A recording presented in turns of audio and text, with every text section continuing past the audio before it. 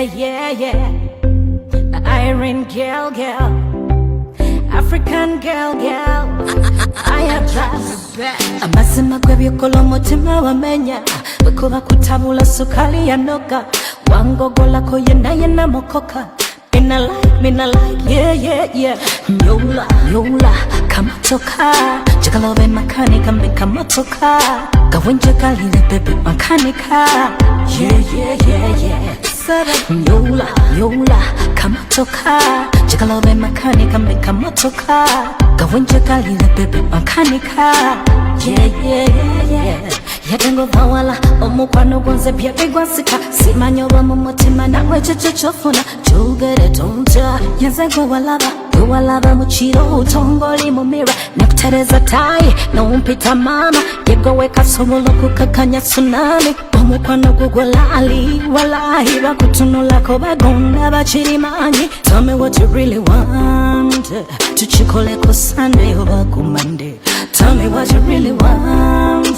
Nkulabe ku Sunday oba ku Monday Nyola, kamatoka Chikalobe makanika mbeka motoka Gawinja kalile baby makanika Yeah Sara Nyola, kamatoka Chikalobe makanika mbeka motoka Gawinja kalile baby makanika Yeah Katino ingira mulyango linga ingira kamotoka Onkanika mpola onkuba matatu Only no movie I wanna be with you every day Ngate wali na bidikana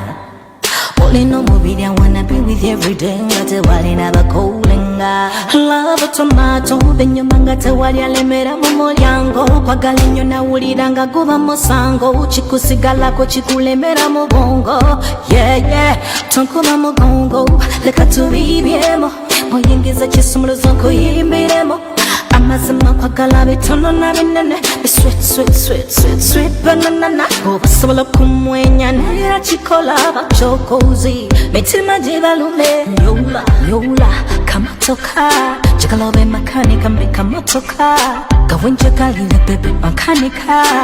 Yeah Sara Nyola, kamatoka Chikalobe makanika mbeka motoka Gawinja kalile bebe makanika Yeah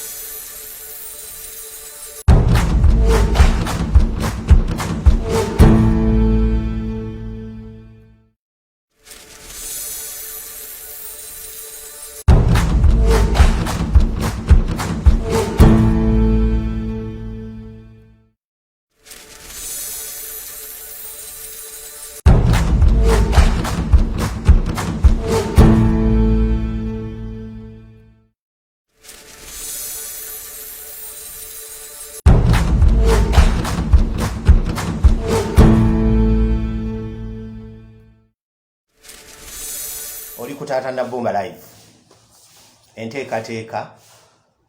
kangamenti zaawedde era zama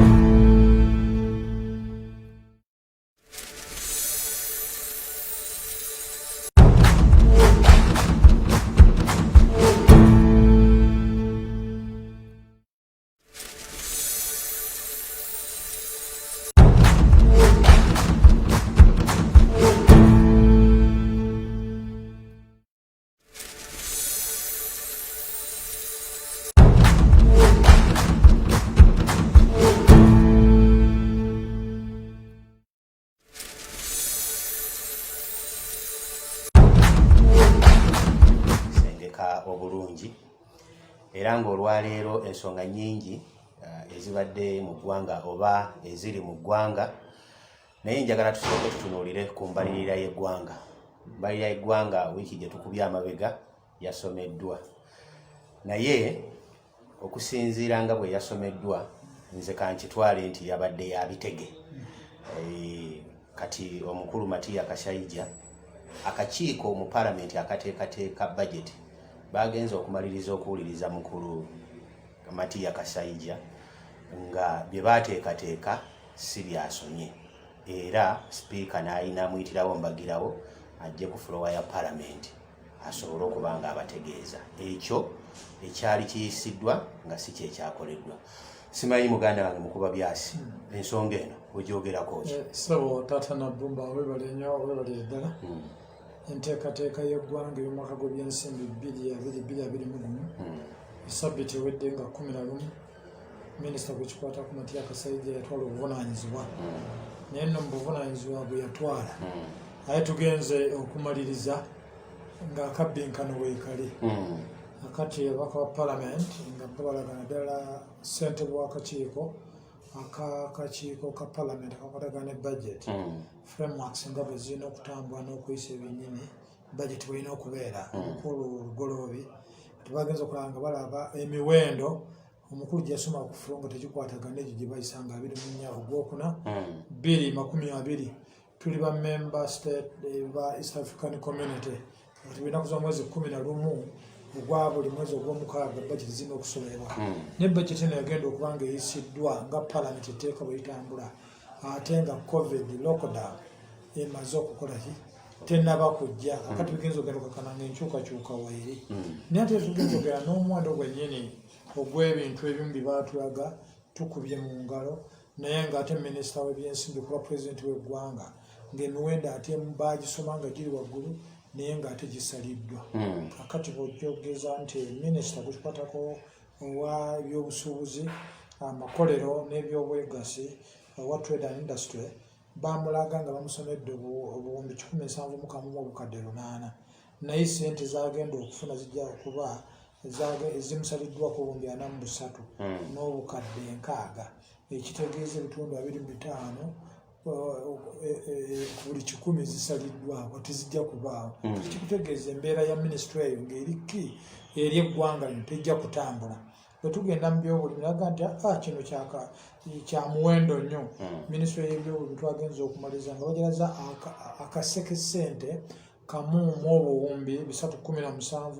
mu obukadde 68 akati mu obukadde 608, naye minisitule budget gye baatusomedde egenda kusalibwako obuwumbi 618 mu obukadde 703 by'ebitundu 47 ku buli 100. Kakati bwe tugaa sekita y'ebyobulimi nti eyo yenkulu okutambulizaako eggwanga n'amakulu g'abannansi ku bukadde 41,3 egy'Abannayuganda nga tulina amaka obukadde 5,988 ezo nno nga ziri mu byalo era nga balimi. Kakati tugenda okukakkana amakulu g'ensonga y'ebyobulimi tebigenda kutambula, naye ng'ate ebbanga lino eryakayita bwe tubadde ne pulezidenti okwogera ku mulundi gw'e13 ku nsonga za COVID ne State of National Address gye yatuwa ng'etwagali kyandibadde essuubi wa gye tugenda okutambula mwaka gw'ebyensimbi 2021, era pulezidenti nga yatulaga nti Uganda buli mwaka ng'otunuulidde mu kubala kw'abantu okwaliwo mu mwaka gw'2014 n'ekiseera kino ku bukadde 40 bwa eka z'ettaka ze tulina mu Uganda, ezo eziriko ettaka eriba nga liri mwako n'okulundirako obukadde 17,20 mu eka zino ze tulimirako, naye nga tusobola tukungula kasooli akakadde kamu n'ekitundu aka metric tons za kasooli, era ne tukungula ekiyitibwa ebijanjaalo, soyabiini, empokya, empinamuti n'ebirala akakadde kamu mu 76,000 metric tons, ezo nga za bijanjaalo. Ate obummonde obuzungu 20,800 ttani ezo ze tukungula. Ate ne tutwala nti muwogo obukadde 4,10 metric tons eza muwogo ze tukungula. Bwe tutuuka ku bino abewaffe ebusoga kibayita ebikaado kati ebikaado ebyo byo biri mu bukadde bwa metric tons 6 nga buvaamu metric tons 5,000 egya sukaali. Kakati bwe tugenda ku bulo 3,912 metric tons ng'ate amajaani tukungula obukadde 6 obw'ensawo z'amajaani zikira 6,6 emmwanyi obukadde 5 ezikira 6,6. Kati bwe tugenda mu bulunzi bw'ente tuli mu bukadde 14 obw'ente, embuzi 14, ne tubeera n'ekiyitibwa enkoko obukadde 5, endiga akakadde 1, so ng'ate ebyennyanja 44,500 eza ttani ez'obukadde bwa ssente. Kakati bwe tugenda okulaba akatale nga bwe kayimiridde ku kukungula ne global n'atulaga nti bino bya covid fibanaga tebigenda tukola kutulinga naye ate akatale global kati bwe tunuuliranga Ireland ensi eyo ebiva mu mata efuna obuwumbi bwa $5 mu obukadde 2 omwaka, ate nga New Zealand efuna obuwumbi 7 mu obukadde 8 eza $, nga Vietnam ku mmwanyi efuna obuwumbi 5 mu obukadde 682. Kati Uganda olwali tutunuulira nti singa tekabaddewo kitegeeza bajeti ya Uganda obuso obungi bwandibadde buteereddwa mu byabulimi kubanga olwali kyetuyitibwa services sector n'ebirala industry sector kakati zo bizikoseddwa nnyo, so nga ate ebyobulimi byo enkuba ebitundu ebimu ebadde nti byandikoseddwa, production yandibadde waggulu n'enteekateeka y'omutindo ne gweyongera kubanga kiraba nti Prime Minister's Office etwakenkyanga eweereddwa obuwumbi 59 mu obukadde 4 ez'okugula food relief ku lw'abantu okugenda mu covid lockdown. Olwayo tugenda okutunuulira nga National Bureau of Standards yamaliriza egamba tituwadde emmere olw'okubanga obuwunga tebuli ku mutindo. So mu bufunze bajeti eno terina kyegenda kuyamba munnayuganda ku muntu wa buli gyenteekateeka nga bwe bagikoze amakulu agenda okuyamba munnansi tegaliiwo. Parliament bwebanga yayisa akakiiko ka Parliament nga kayisa budget naye omukulu n'ayimirira ku floor ya Parliament n'asomera budget ensi yonna eyo Parliament gyebuusabuusa gyetaayisa. Kiki ky'osuubira okubanga kikolebwa era minisita omusuubira kuddamu ki bw'abanga agenze ku floor ya Parliament mu maaso ga Parliament? Kyensuubira ajja kubeera mu mbeera y'ebyobufuzi obulyako obubbi mu ggwanga buyitirivu okkiza okoleki okigaane era ssente z'eggwanga zibbiddwa nga bakulaga nti buli mwaka obuwumbi 500 ezibbibwa mu Uganda era wakirabye nti enteekateeka ya ekitongole ky'ebyomusolo mu ggwanga olwali bagenza okumaliza nti abanene aba commissioners mu kitongole kyekimu mu myaka 14 gy'abadde aliyo nga buli wiiki asobola okufiisa ssente eziyise mankwetwa obukadde 400. Akati obanga ezo ezibaddewo mu nteekateeka y'ebyomusolo tulina n'enteekateeka gye bagamba strategy eya domestic revenue collection enteekateeka namutaayiika erigenda okututambuza ng'eggwanga lisobola okufuna omusolo naye abekikwatako okuteekateeka enkola yemu ate ssente bamaliriza nga bo bazizizza ng'abantu alina mukumati yakasayija etutunula ekituyita grant to the budget eya buli mwaka bye basoosowaza okubanga bigenda okugendako ssente ate ssente sikweziraga bwe tugenda okutunulira Uganda Development Bank nti bagenda kuteekayo ssente Evans walusimbye ku lwa agroprocessing afune factory ekamula ennaanansi emiyembe okuva ewaffe ebulemeezi naye tugenda okumaliriza obukwakulizo bwe balina mu Development Bank walusimbye amaliriza nga ssente zitazikozeeki tazifunye. Waliwo okuvunaanibwa okusobola okukolebwa ku mwami Kasaija singa ekintu kizuulibwa nti kyeyakola kyali kikyamu si kyekyayisibwa? Ababaka ba palamenti yaffe ebiseera ebimu baseera ne boogera ne balaga nti bagize naye ekigambo ky'okuluma ne balaga nti omuntu bamututte eruzira ne bamugamba nti bamugyeko ebyo tekiriiwo akati obwe buzibu emboozi etera kubanga bakoma mu kwogera ne boogerako kyogera wakiraba wana ekya Central Bank of Uganda emivuyo egyaliyo olinaku gwalabe yagenda eruzira naye ng'ate triliyoni zaaki za ssente ezaafa ekigambo commercial banks nezigwa. So kino kye bamuyise tugambe nti no bagenda kunyumya mbunyumya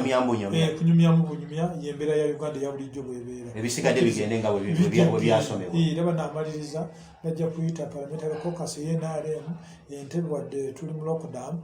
social distancing babenga bajja batwala ekololo awagazi tent zigire banagenda okuva ekololo ng'embeera ekoze eki anti twategedde bulungi omukulu kyeyali ategeeza kati amakulu twagakoze eki twagategedde eyo yembeera bulinaku ebeera mu ggwanga munnabusiro munnakyaggwe munnabulemeezi munnagomba munnabuwekula kati akola eki kakati ebyo yembeera fe abantu ababulijjo kubutereka okuva kati era nga bwonese ku nteekateeka eno eyataata Nabomba kikigambo bwe bubaka kubanga ekizibu kye tulina mu ggwanga tulina ebitongole bibiri mandated okuba nga bitwala emisomo eri bannayuganda kituyita civic education. Civic education ekwatagana ku economic order ebyenfuna nga bitambula, constitutional order embeera ya ssemateeka balina okutambula, ne tubeera human rights mulina eddembe ly'obuntu biteeka okubeera, ne tubeera ne political order ebyobufuzi birina okukolaki okutambula, media ne civic education media omuntu enteekateeka ez'amawulire ag'empewo ag'empulija tv eza rediyo n'omuntu owa bulijjo akatugenda okumaliriza eyo lyekkowe lukeyinza okutuyamba naye akakiiko k'ebyokulonda n'akakiiko k'eddembe ly'obuntu kabineti etula ku buli bbalaza naye mu myaka etaano egyakayita mu kisanja kino ekya palamenti ey'ekkumi tetulina ssente za mweyo ez'omuzinzi ziyisiddwa okuteekateeka eggwanga okugenda nga bali bannansi tulina emiruko 1,229 nga tulina ebyalo 1,680 naye singa ogenda ku byalo bino ensonga z'enkula ze eziri ki famire yo eya Evans n'eyamukuba byasi ne civic education ekigambo obuwangwa bwe ng'omuntu enteekateeka y'ebyenfuna n'ensi nga bulina okutambula ebyobufuzi oba bwetugenda okutunuulya abantu abo n'obagamba nti tubuze ku byalo nti emyaka 5 musomo mwali mugifunyeeko gino ojega nti bitegeeza ki ampuliriza era tulaba eyo taata Nabomba live gwe tuliko gwetyo bwe tutunuulidde mu bufunze embalirira y'eggwanga na biki ebiyinza okugivaamu nawe munnayuganda ali mu nsi yo Uganda n'ali mu mawanga ag'ebweru ng'osuubira nti no budget esobola okuba nga eyamba ebyo tusuubidde okubanga ng'abaganda baffe abooluganda bali mu Kyabwe awalimu n'abali eBwamba eri bundi bujo n'entoloko oba ne Lwera Kasese ekigambo kya koko ewaffe wano e Uganda alina omusinde gw'ensimbi senga otunuulira koko olwaleero gwe tuyina ewaffe e Uganda omwaka avaamu obukadde bwa $43 so ng'ensi yonna $43 omwaka gw'ebibiri 2018 bwe twafa naye ng'akatale k'ensi yonna kali obuwumbi bwa $65 mu obukadde 126 kati ebyo byonna byonna bikutunuulira tetutunuulira omuzinzi naye bwe tugenda okugenda nga ababaka ba palamenti ebyo ate si bibatunuulira era singa obuuza omuwendo ogukungula ekyagwe nkokonjebe oluganda ne buyikwe mukono nga bweri ogende n'eri ezo ne ugamba bweru ettaka lyayo ddungi nnyo ebamunaanika okusimba koko ne mwana wattu enda okuba n'akamu tubalye puroguramu etambuza kintu ekyo katulindirire tulabe ekinaava mu bakulu.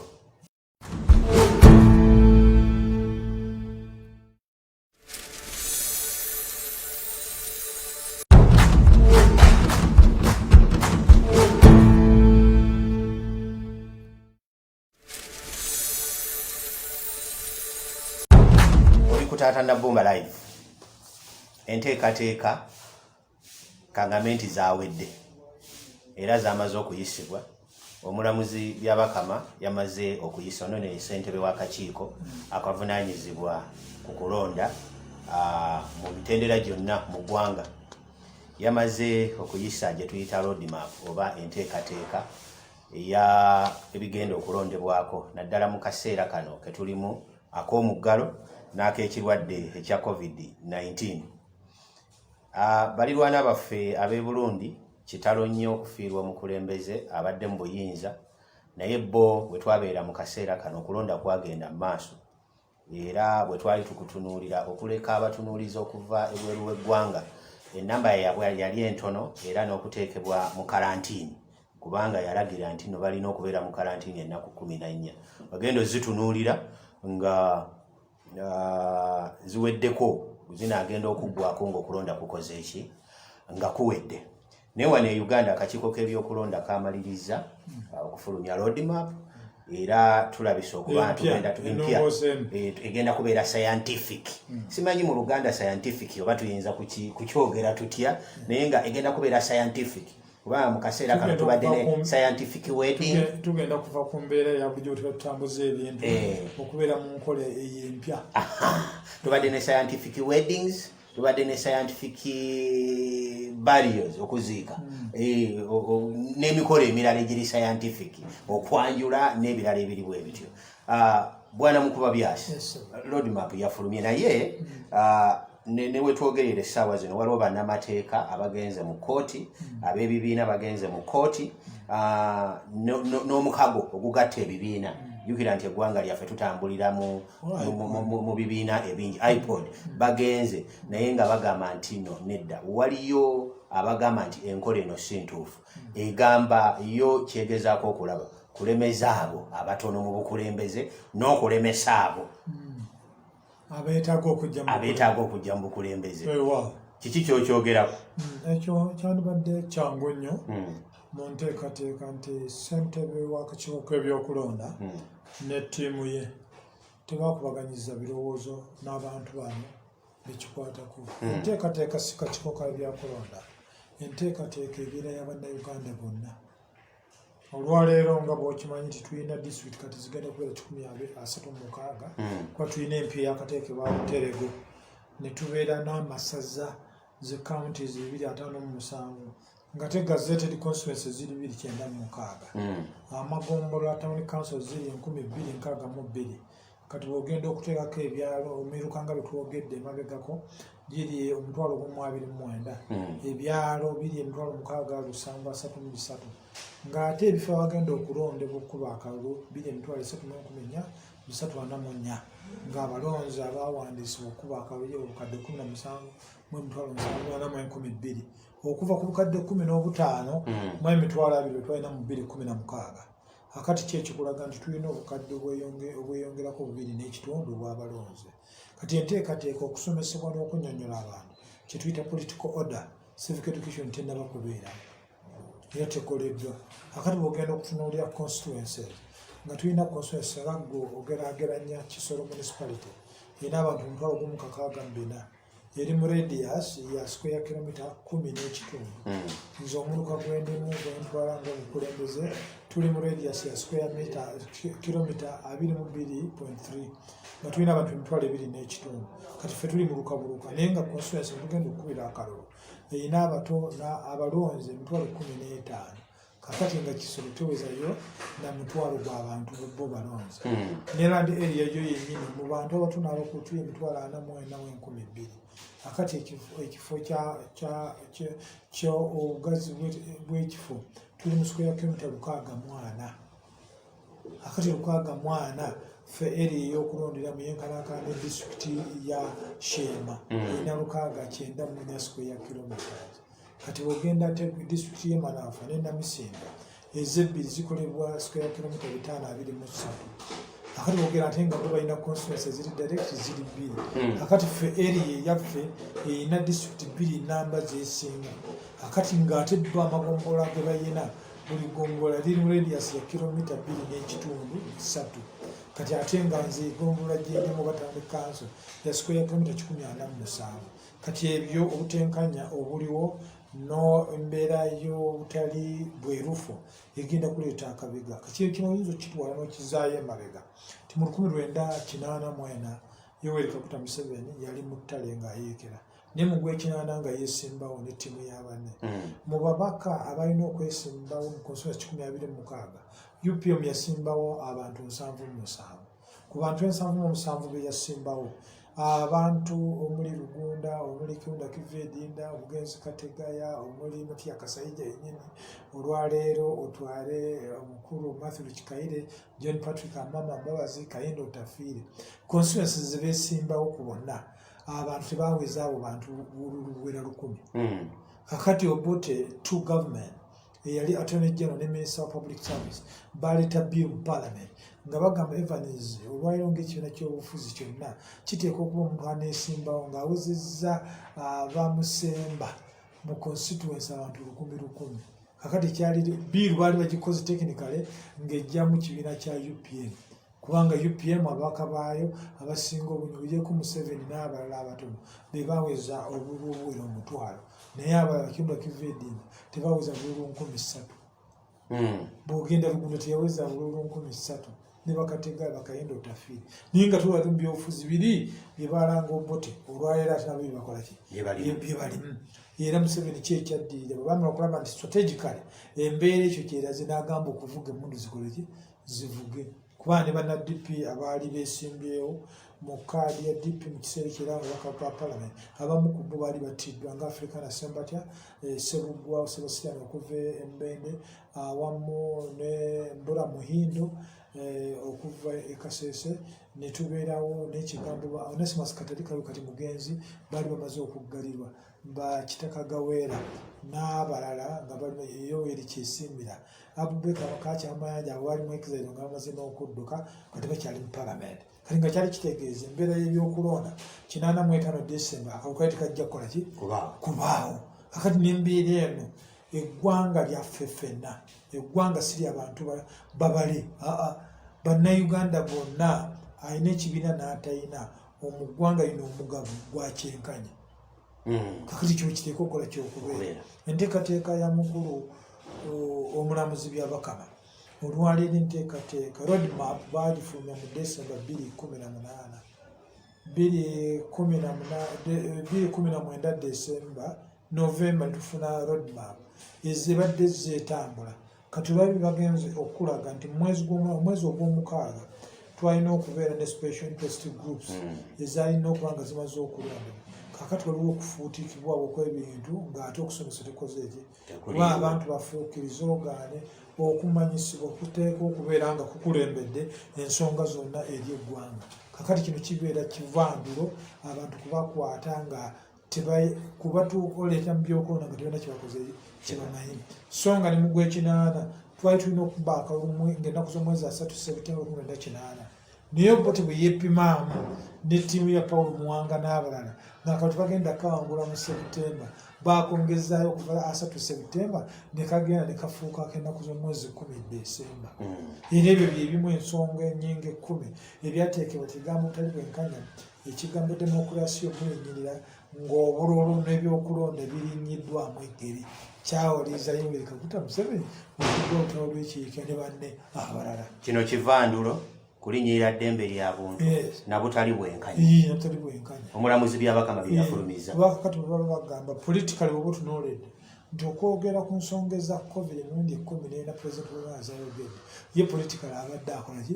abadde akuba campaign era olwaliro ba RDC supplementary budget buli omu yafuna obukadde 55 ate ne bongerwako n'obukadde 18 nga bw'amafuta buli RDC mu district 13 bwe bukadde 73 bwe yafuna kakati omukulu ogenza ogenda okutunula ba RDC omulimu gwabwe gwonna enteekateeka tebadde kigambo kya COVID enteekateeka ebadde kunyweza ebyobufuzi n'okugaana Evans bwabeera nga people power ekisinde oba munadipe wa Uganda People's Congress yeratanga naye RDC kuba NRM government era sitting government ruling party ye n'aba nga atayina omukwesise nga atambula era ogenda okukakkana RDC ne baminisita bo babadde batambula ne bwe twalina obote tu kitwale bwe twafuna ekigambo ky'obulwadde bw'ekidomola n'obuwere obwakosa Luweero district ne Mubende awamu n'Empigi abantu abo bwe baakosebwa enteekateeka yaliwo nti ebitongole ebyobwannakyewa by'ensi yonna omwali Care International omwali International Red Cross omwali World Food Program ebyo byaweebwa obuvunaanyizibwa okugaba emmere ey'obuyambi mu IDP camps ate mumesebe gyetwalina kuba IDP camps twalina emitwalo 18 mu 8 egyabanna Luweero Triangle ng'ate abantu abali displaced okuva mu bitundu byabwe nga tebali mu camps emitwalo 9,913 n'abagwamu akati abo tugenda okutunulira obote tu government ssente wadde zaafunibwa n'okugaba kw'emmere mu kiseera ekyo ate ebitongole bibiri byagaba so nga UNL yalina manpower y'amagye agawera na special force yali weeri n'embeera ya Uganda Police Force kati abesimbyewo bano naddala abatali mu kibiina kiri mu buyinza simanyi gwe batunuulidde otya era olaba roadmap eno erina kyegenda okubayamba erina kyegenda tejja kubayamba okkiriza ogaane omulonzi yeeteeseteese abadde yeeteeseteese okubalonda yate kati gwe kyolina okumanya bwe tugamba luli kitwalanga Milton Obote yakulaga nti ba district commissioners abaali balabika nga tebalina kukwenyo na kibiina kya UPC bo babagoba 14 ne baleeta bakaada district commissioners akati ne batwala obuvunaanyizibwa kati mu kiseera kino obugenda otunuulira abantu nga bwe bafaananye n'enteekateeka nga bweri omuwatwa gw'obutawa ogamba embeera ey'obutawa bannansi kweyabya nampewo za radio kuba katuwaire kituyita Star FM station eya gavumenti ne UBC gwe mirundi emeka gy'oyo ne bagamba nti opposition w'ekibiina kino bamuwadde obudde okukola programs ez'okutambulizaako oba amawulire ga TV Star oba Radio Star awamu ne UBC olwayo program basigala batunuulidde bya ruling party NRM era bino UPM bweteefuna muzindaalo ne DP bweteefuna muzindaalo ku lw'eggwanga Uganda radio ng'ate bonna abantu bawa omusolo kyavaako Yoweri Kaguta Museveni ne ttiimu ye okufuna voice of resistance radio y'okuguguba era omukulu retired Major Kakoza Mutale ebiseera byonna program manager wa voice of resistance yali komanda Batanda era nga tulina ne komanda ambassador Lubalirira oyo Katenta Apole era ne Musa brigadier Moses Muchamuzi bonna bakyali balamu akati baaliwo radio y'okuguguba yatandika okuba ng'ewedde obwozi eri bannayuganda bonna n'abalwanyi bannamagye ne ku Uganda Police Force abane Special Force nti bannajje muli mu gavumenti ebatuusa mu geyeena muveeyo mulabe okwolesebwa okwokwatula okubanga mulokoka mujje mutambule n'okuguguba eri bannayuganda tusobole okutuuka okwesimba so tewaliwo bwenkanya bwonna tegenda okugenda okukolera era olwaleero ku media bwe baakera ekya supplementary budget etubeeredde mu COVID ne bagamba omukyala ali in charge ICT national guidance ku lw'eggwanga bamuwa obuwumbi bw'essente 6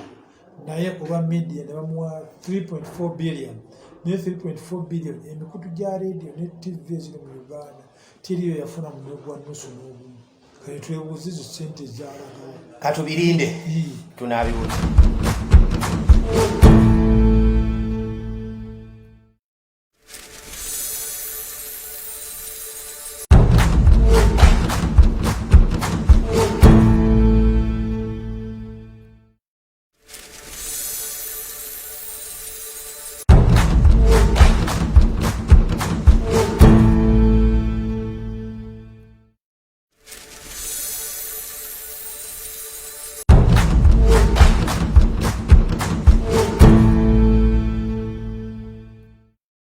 Tata Nabumba live kwokyali tukyagenda mu maaso era tutunuulira ensonga zaffe. Wiiki ewedde oba emabegakaawo olunaku lw'abazira lwakuzibwa era nga bwe tuli mu mbeera eno ey'ekirwadde kya COVID nalwo lwakuzibwa mu ngeri eri scientific. Emikolo mingi egibaddewo era mu lunaku luno mwe twafiirwa n'omuzira waffe Major General Kasirye Gwanga naye ennaku nga zino simanyi muganda wange Mukuba Lyasi mulimu kaakati abantu abalabika okubanga emyaka gyo n'okweyongera waggulu ne wansi katono kankitwale nze nga Walusimbi nti birabika bibatamye lwaki bwenkitwala bwentyo birabika bibatamye kuba abasinga benjogeddeko nabo abataagadde oba kuvaayo nga gwe bw'ovuddeyo okulaba nti tebakyakirabamu nnyo makulu kakati eyo nenvaayo mumwe kubanga omukulu bw'ayogera gwoddayo n'olowooza n'otambuza obwongo akatambiko mu bwongo n'ogamba lwaki ayogedde bw'atyo naye kati nenzirayo ku myaka emito egiri wansi wa Evans myaka 4 wansi myaka 26 bwe tugamba nti kati ennaku zino mu Uganda kuba n'ensi endala zikuza ennaku z'abazira naye ffe wano mu Uganda ennaku nga zino kati nze gwe banno baagambye nti tebakyalulabamu nnyo makulu be natuukiridde naye gwe nga gwe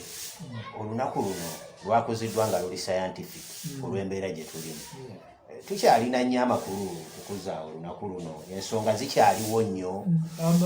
amakulu era kiki kyetulufunamu gandibadde ekigambo ennaku zandibadde weeziri senga amakulu g'ennaku ezo gatwalibwa nga ga nsonga naye kasita twatandika okufuna embeera y'ensonga y'obusosoze oba ompulidde obusosoze bw'amawanga gaffe wano mu Uganda ekigambo kya tribalism ne nepotism nga tulina ennyingo 10 ezaleeta NRM byetwalanga ku mulundi guli abaatusooka ate oba tugeze okumaliriza nga bitukola ebyalwanisa okuggyawo gavumenti ya Milton Obote nga tugamba nti musosoze buli awali sensitive awali strategic mu kuddukanya eggwanga walingawo balanga bakyolina bateeso kakati n'olwaleero abaana bakukyalo era kyakubira okuddamu ekigambo heroes day kulwayoga heroes day si birundu okusuusa okuba ne heroes day Obote bwakomawo okuva mu Rwanda Tanzania mu mwaka gw'ekinaana twalina heroes day eya July yabeerangawo nga tuvuganya ekigambo ekyebushenyi okola celebration eza heroes day era n'ekigambo ky'abalwanyi ku lwa bannamagye ba UNLA n'abaali aba Uganda Army abaali aba General Service Unit tiimu eyo baaliwo nabo ne medals baazifuna naye olwaliro senga otunulira ku mikolo gya Uganda avaayo nga yambadde medal gye yafuna eya kikosi maroon naye oyinza okuba nga tosobola kwewala ennoomu so nga ne twalina gavumenti ya Idi Amin omukulu General Moses Sali deputy premier second deputy premier y'omu ku bafuna emidaali mu gavumenti ya Idi Amin ijabazira era emidaali gye yafuna yagamba bamukwata bamubaliririzira waliwo munnamagye emidaali gye gyonna yagiyitikka naye tetuyinaako mudaali gwa sipeeya gwe yali asigazza gwe yali ayambadde ogwa Uganda Army ku mikolo gyonna naye kati waayo ayambala gwaliwo eritwayamba ate era butugenda okukomawo kyetaaga ku lw'obukulembeze bw'enaali mu buliwo okukomyawo amakulu gennyini wadde tutamaguzi yattibwa ng'ennaku z'omwezi 9 ogw'omukaaga 1981 naye olunaku lwabaza si gye lwandibadde lutandikira lwandibadde liddayo ng'ennaku z'omwezi 9 ogwokubiri 1981 kubanga Haji Abdul Bale y'omu yasooka okuttibwa eggye lya Tanzania People Defence Forces nga liduumirwa oba kyetuyita kampani eyali mu kiseera ekyo okujja okulwanyisa n'okuyigga abayekera ba PRA yafuuka NRA yali Lieutenant Chafu nga amyukibwa oba twice second Lieutenant Moses bano nno bwe baakuba kyetuyita firing squad okutta Haji Abdul Bale ekibuga Haji Abdul Bale y'omu eyanyiriza ekikwatagana ne Yoweri Kaguta Museveni n'abayekera be ne Sheikh Mboga ne Haji Mulongooti ne Dr. Serunjoji awamu ne Dr. Binyenyezi abo nga bali bekibuga kati ekigambo amakulu g'olunaku lwa Heroes Day lwandibadde luddayo mu nnaku ezo kino ekyalutemaguzi yali nyongereza kwaba abattibwa olwa okutandika obuyeekera n'okugamba okugugulwa okulabika nga eddembe ly'obuntu teryongera kwonoonebwa ekyo wekyali naye nga tugenda okumaliza kyetaaga pulezidenti w'eggwanga okumuzzaayo akataano tuwandiike history ebyafaayo by'eggwanga n'olutalo lw'obuyeekera olwa NRA n'aba nga kijja omubodi okugenda okulaga olunaku ddala olutuufu terwandibadde wadde tukuza 9 John naye olunaku olutuufu luli ennaku z'omwezi 9 February ezandibadde zibeerawo buli mwaka waliyo abasooka waabo basooka okubanga bamala okulumba Kabanda ennaku z'omwezi 6 ogwokubiri 1981 ennaku z'omwezi nga 7 ayangirira olutalo ku Voice of America ne ekigambo kya BBC ne radio endala eziri international ng'ayita ku kigambo enkola ey'essimu eya post office ekiseera ekyo nga olutalo alwangirira ekibuga era Haji Abdul Bale mu nnaku esatu yali amaze okukunga abavubuka ng'eri mu NDP ne banne abalala amaze okukunga abavubuka abali maze okuyingira obuyeekera 200 akati olwali tugenda tujja tugambe ekyawutabaguzi kati tuba tusangulawo kiri ekyakolaki ekyasooka kati amazima gaveeyo emyaka gyonga bwogamba nti nze ne bannange emyaka egigize akati abuganda badde amazima kuba kati bali tolina woobalabira n'omulundi n'ogumu akati kikyandibadde kiteekateeka era kyovanga bakulaga ti Gen. Kasule Bwabagamba muzira namba 692 eya R officer owajjira UPDF yali NRA nije yegatta ku NRA nga zze ng'ekibinja ekirwanyi nga alina ekibinja kiki ekirwanyi kye yali aduumira era ye neddala kwe yatandika kugamba nti okumanya okukola maaja ne NRA ye yayingirawo nga senior officer nenafuna n'ekibiina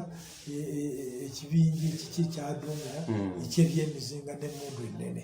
kakati yembeera eyandibadde evaayo nti abantu amakulu ogenda okuddayo kirozidde Kasirigwanga lwafiirako ne bw'ogenda mu ggombolola y'emaanyi n'emalangala n'ojja mu ggombolola y'ebisimbi kyekiwayo ekyali mu FEDEM New FM olwaleero abakwatirako ttiimu eyo okulabika ng'ejje erya UNLA Special Force awamu ne NASA nga nabo bajjibwa mu budde ogamba okubanga balema okutulugunya abantu mwana wattu tulina woolaga byawandiikibwa ebyo era abantu abo Gen. Kasirigwanga agenza okufa ne ssente ze baamuwa obukadde 4 nga maze okuwumula nga senior officer ssente yamaliriza asasuliddemu school fees nakuyambako abaana b'ababange yatwala mu lutalo lw'ekiyeekera ate bba bataasobola kudda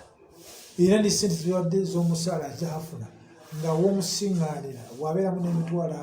2 10 gw'ogitwala 10 gy'asigaza kakati eyo yembeera ebaddewo nti ddala enteekateeka y'okugenda mu maaso n'ensi omuzinzi oguleeta abantu okubanga batambulira awamu teguliiwo so nga kati kalwayo bwetugenda nekitutunuulira bwe twagenda mu nsonga ezigamba nti abantu abasengula ku ttaka eyo yali nnyingo nnamba displacement of people akati abantu bonna abanyigizibwa mu ekyo baanokayo ekigambo ky'enyabusozi kyeruhuula ne balaga nti abantu mu biseera bye gavumenti ebeeta projects ku lw'okwekulakulana n'okukola amalundiro awamu n'amakuumiro g'ebisolo game reserve etwamaliriza nga square ya miles 225 ezikwaleko engulu 150 zaatuuzibwako family kakaaga muli ne Dr. Diana Twin permanent secretary wa Ministry ya Health akati tugenda okukkakana bw'ogenda ekibuga bw'ogenda Nakasongola bw'ogenda Nakaseke Ngoma ate baba ab'omu kitundu ekyo teriyo n'omu gavumenti gwe yabattaka naye bali square miles 150 baazibagayo family akakaaga era ne mu nteekateeka Minister Alex Ofumbi eyali owa rehabilitation 1986 mpaka 1987 yakulaga ssente zaatolebwa obukadde bwa ssente 89 okuteekateeka abantu abo okubajjayo nti kubanga tezaali zibagenzeeko ate nga tebalina ttaka naye twamaliriza nga ettaka balifunye aye ne bavaayo abaana baabwe basumuse ne bakomawo ekibuga ne bakomawo ekyankwanyi ne badde Nakase ne badde Nakasongola kale ne bafuna siko ya maazi neriri baalifuna n'eryendo ne balikola kibeera naye ate ab'ekibuga bo banansangwa abazaala baayo n'abeeruuyo bo tebalina gavumenti n'omugwe yagabira ttaka tulina enjogera egamba nti abalabika okuba nga bafuna mu nnaku nga zino be baalinyira enjogera egamba nti be baalinyira ku City Square naye ate abajjira ddala ebbaasi gye yatandikira bo tebakyali simanyi kyandiba engereese yandiba entuufu kuba bikikwatako abalina obuyivu n'enkola endala twagenda okugenda okukakana nga buli awali strategic buli awali docket y'obuvunaanyizibwa n'ebyensimbi kati olwaliro nga mwana ati ogenda okubuuza abava mu ggombolola y'Ekapikalubabeka nga tewali bw'ogamba w'Essemuto nga tewali Makulubita tewali Kasanumbe tewali Lukomero tewali Sekanyonyi tewali ogende Namayumba tekuli Masuuliita tekuli kati obanga Masuuliita ofunyeyo omu nga ye minisita ate ogenda okumaliza abaddukanya ensonga yonna nga mwana ati ku buli 100 ye aliko 1% ng'abasigadde 97 ku buli 100 baakukyalo. Kiki ekyandibadde kikyusibwamu mu nnaku nga zino naddala ezikwatira ddala ku bannayuganda abo abafaayo ennyo okulaba nti ensi ebeera nga enteekateeka bw'ebeerawo kye tuyita National Organizing Committee ne ministries bekikwatako eziri mu nteekateeka y'ebintu emikolo egy'ekika ng'ekyo ssente buwumbi na buwumbi ozifuluma naye n'aba n'afumba emmere ng'omukolo guli kibuga bava Kampala be bamanyi okufumba n'amazzi gennyini tebagagula bukomero oba baga nti agent wa soda ntale ekibo twetaaga trailer za soda 5 era soda bamujja Kampala bamuleeta ekizibu tugenda okumaliza emikolo gye gibeera amakulu gogenda mu bitundu nga tegaliiwo era singa tubeera nti kijja kubeera kibuga nti baga waliwo hoteri y'amaanyi ndi tewali bonna basula mu maka gaabwe e Kampala nga te twadye bamubawadde emitwalo 3 kakati n'akeerinja n'avuga kati ekibuga sente zo teziba tezirinayo makulu wadde Kapeeka wadde Nakaseke Butalanga kubanga n'ababa bakozi ba disitulikiti ey'e Nakaseke era basula Luweero gye bakeera okuva ne balyoka bagenda bava e Kapeeka oba e Sibuto kakati amakulu enteekateeka ennuŋŋamu ddala kyetaagisa okukola omukolo ogwajjuza ogwayita ogwa celebrations z'emyaka 35 wali gye Butalanga ne walabayo ennyumba yonna mwe baasula basula Kampala naye Butalanga okumpi wano ne Kampala ate kakati Butalanga babeera kumpi kyogamba eryantonde bose kumpi ne Kampala okay kale kubanga kati webabeera eryantonde bali basula mu hoteri zebazimba embalala nebagizika kati bagati basula mu Masaka olunaku lubeerewo kakati olunaku okubaawo kwalwo naye amakulu obubaka obutuuka ku bannansi abakosebwa abasinga obungi emyaka gyaffe abasinga bafudde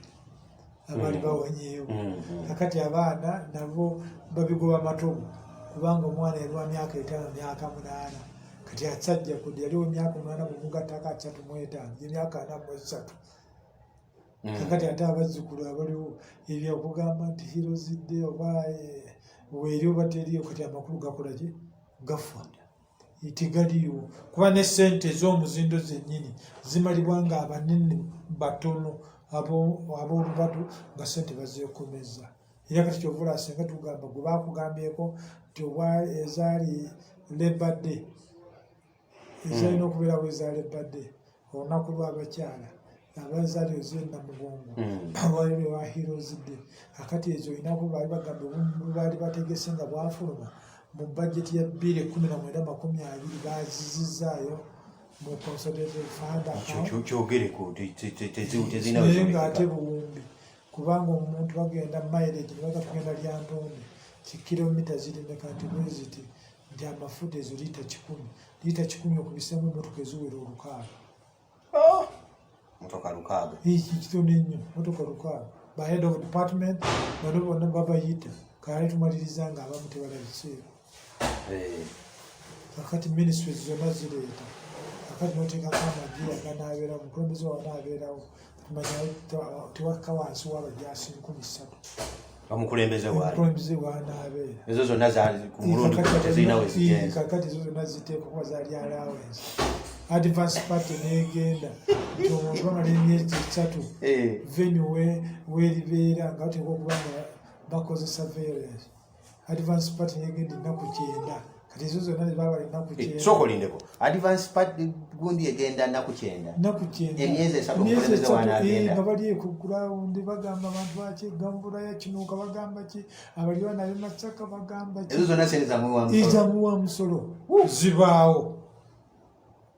kakati ezo zonna bajeti zibazisiza omwaka gw'ebyensimbi gwe tumazeeko kakati zebakomezaawo weeziri tunaabiwulira